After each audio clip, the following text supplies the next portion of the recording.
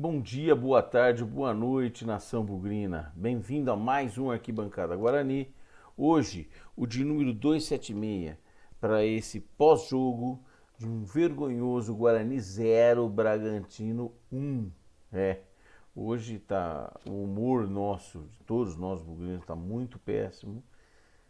Mais do que isso é a preocupação e a constatação do risco que corremos. Mas antes, nunca deixar de agradecer a todos pela adesão, pela participação, pelo saco em ouvir esses assuntos aqui que a gente trata aqui no Arquibancada Guarani. Tá? Um grande abraço para todos. Bom, vamos falar desse jogo, desse péssimo jogo do Guarani, mais um. Né? Então agora a situação é muito, muito grave. O Guarani tem 6 jogos disputados, 4 derrotas, um empate, uma vitória. O aproveitamento do Guarani é de 22,2%. É inacreditável. Inacreditável. Então, se o Guarani quiser escapar do rebaixamento, ele vai ter que fazer um aproveitamento de mais de 50%. De 53%, se eu não me engano. Mas, alguém pode falar, não, é 44%, não 53%. Sabe por quê? Porque o último jogo nosso em Campinas é contra o Palmeiras. E esse time não ganha do Palmeiras. Então nós vamos ter que fazer pontos nos próximos 5 jogos, o que é bastante preocupante, né? Então, o Guarani hoje jogou em casa e eu vou começar pela escalação. Uma escalação que, no mínimo, a gente pode dizer que é uma escalação que trouxe e causou bastante surpresa no primeiro momento com as escolhas do técnico Moza, tá certo? Então, ele entrou com Tony, porque Kozlinski não tinha condição, Alvarinho no lugar na lateral direita, Lucão, Luciano Castan, Jamerson, Matheus Barbosa, Wenderson, Richard Rios, Isaac, Bruninho e Neilton. Então nós entramos com goleiro reserva.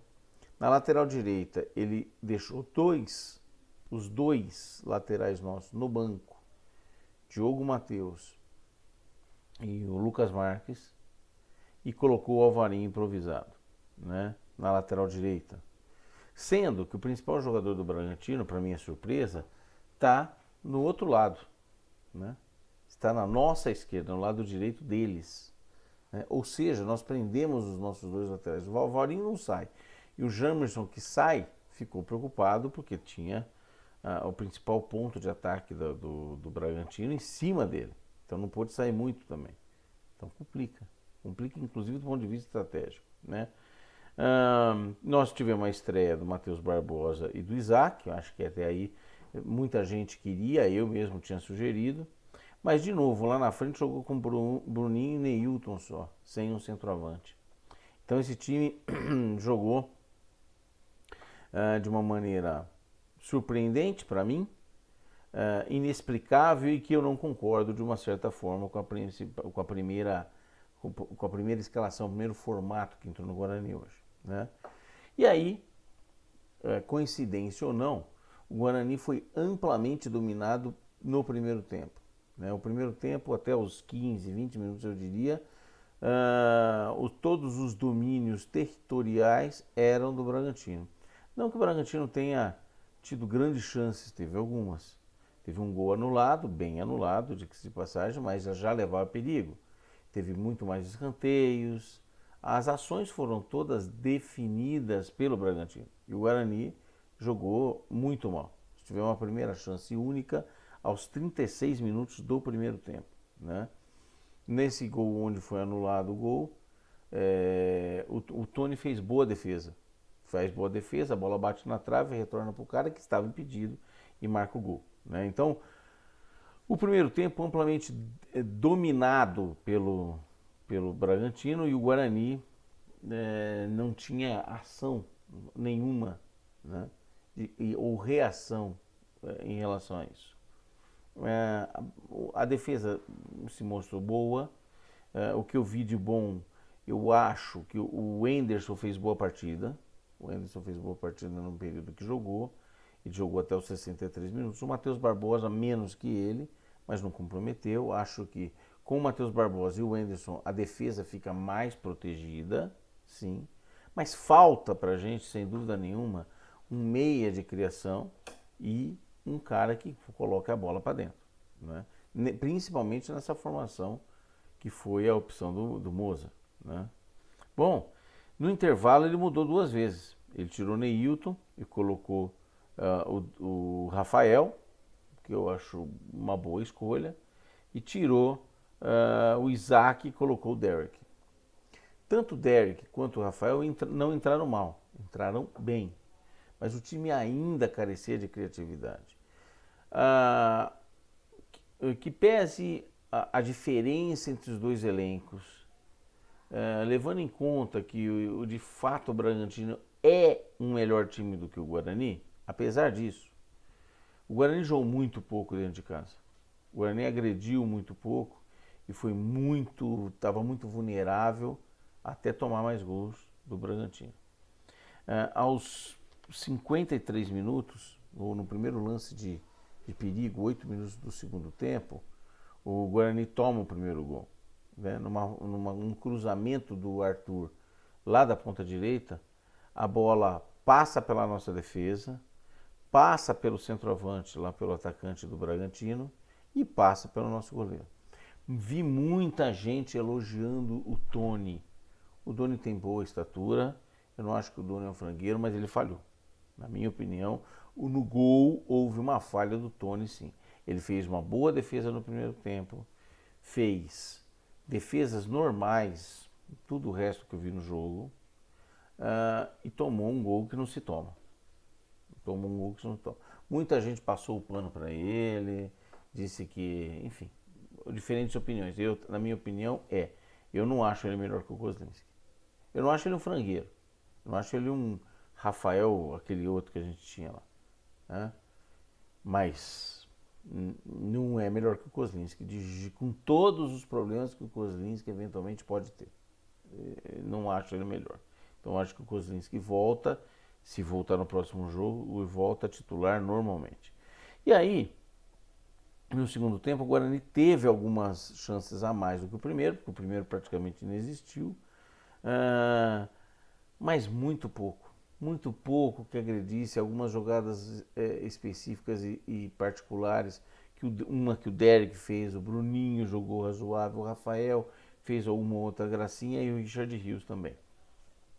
Foram esses os destaques, mesmo assim muito longe daquilo que o nosso treinador Moza declarou na sua coletiva, onde o Guarani fez um bom segundo tempo. Não concordo, o Guarani jogou, merecida derrota para o Bragantino. Agora o Guarani tem 4 derrotas em 6 jogos e a situação é muito delicada para o Guarani. Muita gente pedindo a saída do Moza e eu nunca fui a favor da vinda do Moza, né? Mas não posso ser hipócrita, tenho que concordar que é muito difícil mandar o Moza embora depois da recuperação que houve no Brasileiro.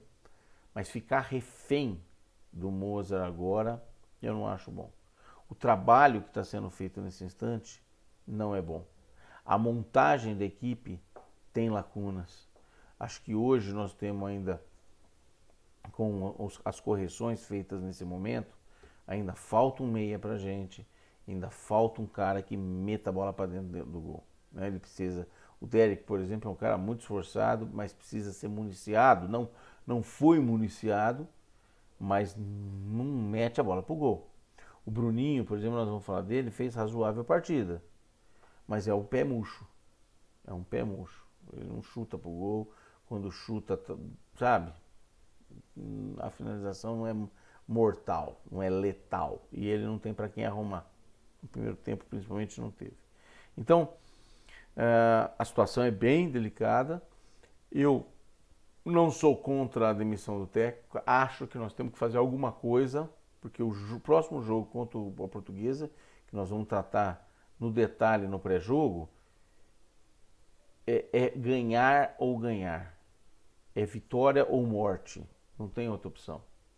O Guarani, como eu falei, tem que fazer 8 pontos em 6 jogos, sendo que o último contra o Palmeiras em casa, portanto, talvez sejam 8 pontos em 5 jogos. Então, 8 pontos em 15, nós estamos falando de mais de 50% de aproveitamento, coisa que não fez de jeito nenhum, porque até agora tem 22. Então, é péssima a performance até agora, é péssima a performance que nós temos com o técnico Moza, né? E eu acho que nós temos que tomar uma atitude, né? Como atitude agora, por quê? A coisa pode ficar muito complicada. Nós já estamos fora da Copa do Brasil, esse elenco pode ser rebaixado para A2, e aí nós temos uma Série B. Falar em acesso, de novo, tendo caído para A2, nós não podemos cair para A2 de jeito nenhum. É mais dinheiro que vai para o vinagre. Portanto, nós temos que fazer uma análise de equilíbrio entre o que se paga mandando embora o Moza para tentar salvar o time de um descenso, mais um, por ter feito um trabalho ruim na preparação dessa equipe, ele e a diretoria, e aquilo que vamos perder se a gente cair, não é? A diferença da rescisão do Moza, não acredito que seja que nos coloque em situação pior se nós caímos. Essa é a questão. Não estou dizendo que é garantia de sucesso. Trocou, não cai. Não. Mas se não trocar, provavelmente cai, né? Essa é a verdade. Bom, vamos falar das individualidades, né, no jogo de hoje. Tony estreou hoje no lugar do Kozlinski. Muita gente elogiou ele.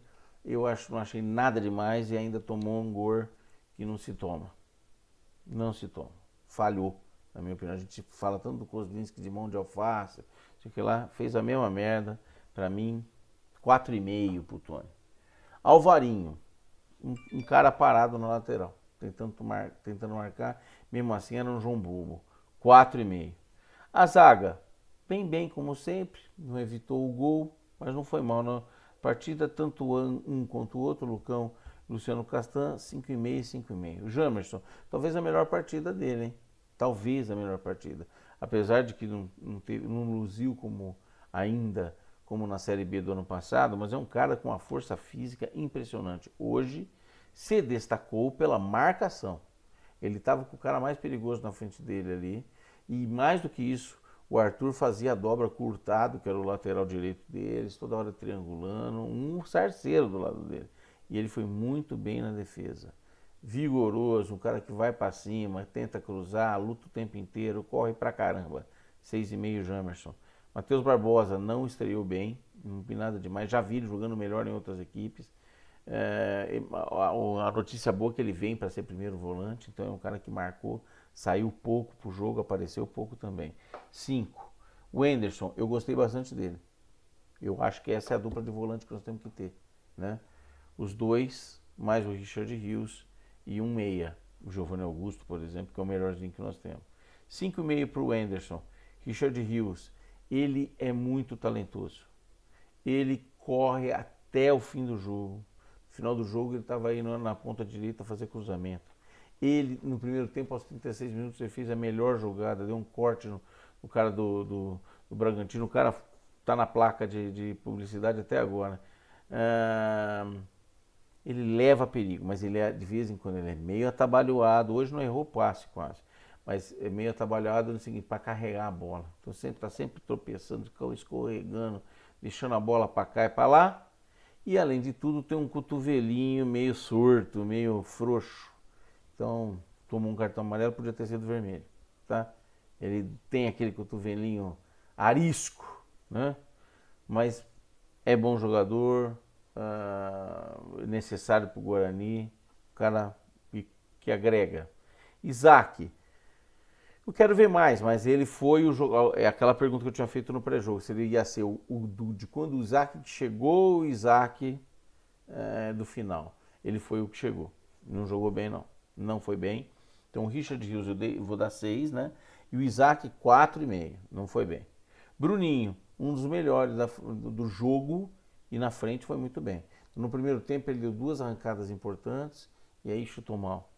Teve uma que ele teve chance real de chutar, finalizou muito mal. No segundo tempo também, mas ele fez boa partida. É um bom jogador, é habilidoso. um pouco desligado às vezes, mas eu vou dar nota 6 pro Bruninho. Neilton, totalmente fora de forma, jogou um tempo só, não estava com a linguona lá, ficou muito tempo, muitas das vezes eu vi ele bem baixo aqui, protegendo a lateral, tentando contribuir sem dúvida, mas não está bem não. 4,5 pro Neilton. Rafael entrou, ele tem lampejos bons, é um menino de talento, mas não agregou tanto valor. Tomou o cartão amarelo, nota 5. Derek é um cara muito voluntarioso, fez uma jogada na linha de fundo muito interessante, perdeu um gol lá que acabou batendo na canela dele, mas é um jogador que pode ser útil para o Guarani, ou pela beirada ou como centroavante, mas ainda não fez gol, não engrenou ainda, né? 5,5. Lima, não vi para que veio ainda, tenho uma má impressão dele. 5. Leandro Vilela, 5 também não comprometeu, jogou pouco, mas entrou voluntarioso, com vontade. É para ser reserva mesmo. Diogo Matheus, segundo técnico, entrou faltando 30 minutos, e foi isso mesmo. Jogou só 30, só tinha condição para 30, ou ele deu uma protegida para que ele pudesse jogar contra a Portuguesa, não sei. Nota 5 também para o Diogo Matheus. É melhor que, fazendo a função de lateral direito inteiro, é melhor que o Alvarinho, obviamente. Mas, enfim, o time em geral não foi bem. O time em geral está muito mal, E diretoria, abre o olho. Na minha opinião, é que tem essa questão, obviamente que a gente não tem todos os detalhes, nem todas as informações. Precisaríamos avaliar a questão da multa rescisória, mas para mim já passou da hora, o tempo de validade do seu Moser já deu e não é agora. Algumas pessoas falam, qual é a sugestão de nome? Eu acho que o Felipe Conceição é um bom nome, mas não é uma tarefa fácil mesmo não. Nós temos bobagem nesse planejamento, principalmente em renovar com uma multa alta. Temos que resolver. Estamos com um problema aí, temos que resolver. E essa solução, seja ela qual for, tem que trazer a vitória contra a Portuguesa obrigatoriamente. Não há outra opção, tá bom? Grande abraço para vocês, gente. Até mais. Tchau.